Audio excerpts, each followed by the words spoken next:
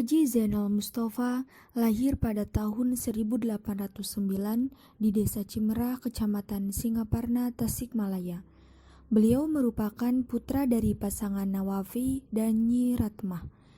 Sewaktu masih kecil, Kiai Haji Zainal Mustafa bernama Umri dan sepulang dari pesantren berganti nama menjadi Hudaimi. Hudaimi memperoleh pendidikan formal di sekolah rakyat. Dalam bidang agama, ia belajar mengaji dari guru agama di kampungnya. Kemampuan ekonomis keluarga memungkinkannya untuk menuntut ilmu agama lebih banyak lagi. Pertama kali ia melanjutkan pendidikannya ke pesantren di Gunung Pari di bawah bimbingan Dimyati. Semua orang pribumi di sini harus bayar pajak, boy.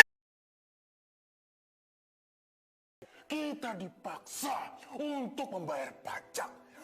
Sejak tahun 1940, Kiai Haji Zainal Mustafa secara terang-terangan mengadakan kegiatan yang membangkitkan semangat kebangsaan dan sikap perlawanan terhadap penjajah. Ia selalu menyerang kebijakan politik kolonial Belanda yang kerap disampaikannya dalam ceramah dan khutbah-khutbahnya. Atas perbuatannya ini, ia selalu mendapat peringatan dan bahkan tak jarang diturunkan dari mimbar oleh kiai yang pro Belanda. Pada saat Perang Dunia II, tepatnya pada 17 November 1941, Kiai Haji Zainal Mustafa bersama Kiai Haji Ruhiyat dari pesantren Cipasung, Haji Syirot, dan Hambali Syafi'i ditangkap Belanda dengan tuduhan telah menghasut rakyat untuk memberontak terhadap pemerintah Hindia Belanda.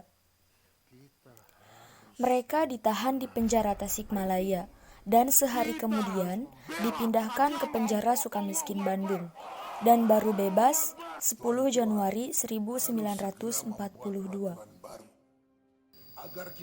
Kendati sudah pernah ditahan, aktivitas perlawanannya terhadap penjajah tidak surut. Akhir Februari 1942, Kiai Haji Zainal Mustafa bersama Kiai Ruhiyat kembali ditangkap dan dimasukkan ke penjara Ciamis. Kedua ulama ini menghadapi tuduhan yang sama dengan penangkapannya yang pertama. Hingga pada waktu Belanda menyerah kepada Jepang, ia masih mendekam di penjara. Pasca perpindahan kekuasaan dari Belanda ke Jepang, sikap dan pandangannya itu tidak pernah berubah.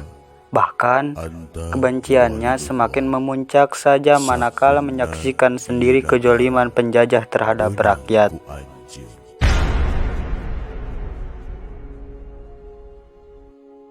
Pada masa pemerintahan Jepang ini, ia menentang pelaksanaan Seikairai, cara memberi hormat kepada Kaisar Jepang dengan menundukkan badan ke arah Tokyo. Ia menganggap perbuatan itu bertentangan dengan ajaran Islam dan merusak tauhid karena telah mengubah arah kiblat. Dengan semangat jihad membela kebenaran agama dan memperjuangkan bangsa, Kiai Haji Zainal Mustafa merencanakan akan mengadakan perlawanan terhadap Jepang pada tanggal 25 Februari 1944, 1 Maulud 1363 Hijriah.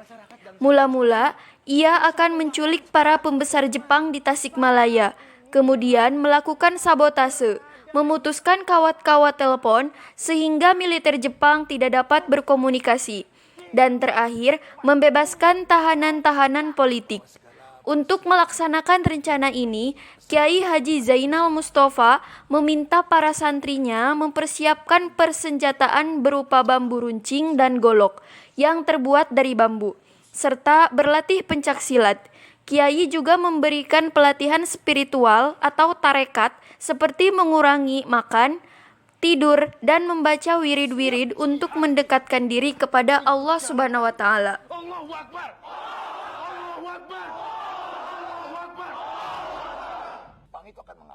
Tiba-tiba, sekitar pukul 13.00, datang 4 orang opsir Jepang meminta agar Kiai Haji Zainal Mustafa menghadap pemerintah Jepang di Tasikmalaya. Pemerintah tersebut ditolak tegas sehingga terjadilah keributan. Hasilnya, 3 opsir itu tewas dan 1 orang dibiarkan hidup. Yang 1 orang ini kemudian disuruh pulang dengan membawa ultimatum. Dalam ultimatum itu, pemerintah Jepang dituntut untuk memerdekakan Pulau Jawa terhitung mulai 25 Februari 1944. Dalam insiden itu, tercatat pula salah seorang santri bernama Nur menjadi korban karena terkena tembakan salah seorang opsir. Setelah kejadian tersebut, menjelang waktu sholat asar sekitar pukul 16.00, datang beberapa buah truk mendekati garis depan pertahanan Sukamana. Suara takbir mulai terdengar. Pasukan Sukamana sangat terkejut setelah tampak dengan jelas bahwa yang berhadapan dengan mereka adalah bangsa sendiri. Melihat yang datang menyerang adalah bangsa sendiri, Kiai Haji Zainal Mustofa memerintahkan para santrinya untuk tidak melakukan perlawanan sebelum musuh masuk jarak perkelahian. Setelah musuh mendekat, barulah para santri menjawab serangan mereka. Namun, dengan jumlah kekuatan lebih besar, ditambah peralatan lebih lengkap, akhirnya pasukan Jepang berhasil menerobos dan memorak-porandakan pasukan Sukamana. Peristiwa ini dikenal dengan pemberontakan Singaparna.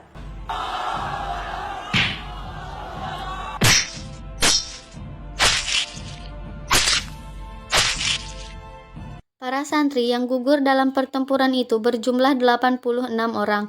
Meninggal di Singaparna karena disiksa sebanyak 4 orang. Meninggal di penjara Tasikmalaya karena disiksa sebanyak 2 orang. Meninggal di penjara Sukamiskin Bandung sebanyak 38 orang. Dan yang mengalami cacat kehilangan mata atau ingatan sebanyak 10 orang.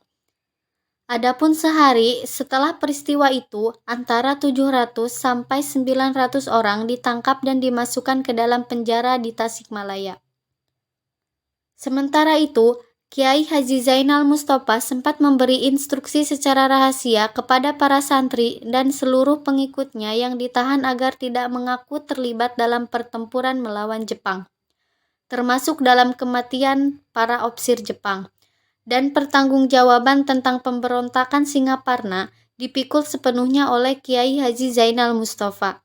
Akibatnya, sebanyak 23 orang yang dianggap bersalah, termasuk Kiai Haji Zainal Mustofa sendiri, dibawa ke Jakarta untuk diadili, namun mereka hilang tak tentu rimbanya. Besarnya pengaruh Kiai Haji Zainal Mustofa dalam pembentukan mental para santri dan masyarakat, serta peranan pesantrennya sebagai lembaga pendidikan dan pembinaan umat membuat pemerintah Jepang merasa tidak bebas jika membiarkan pesantren ini tetap berjalan. Maka, setelah peristiwa pemberontakan tersebut, pesantren ini ditutup oleh Jepang dan tidak diperbolehkan melakukan kegiatan apapun. Belakangan, Kepala Airfield Ancol, Jakarta memberi kabar bahwa Kiai Haji Zainal Mustofa telah dieksekusi pada 25 Oktober 1944 dan dimakamkan di Taman Pahlawan Belanda Ancol, Jakarta. Melalui penelusuran salah seorang santrinya, Kolonel Syarif Hidayat, pada tahun 1973, keberadaan makam itu ditemukan di daerah Ancol, Jakarta Utara, bersama makam-makam para santrinya yang berada di antara makam-makam tentara Belanda. Lalu, pada 25 Agustus 1973, semua makam itu dipindahkan ke Sukamanah, Tasikmalaya.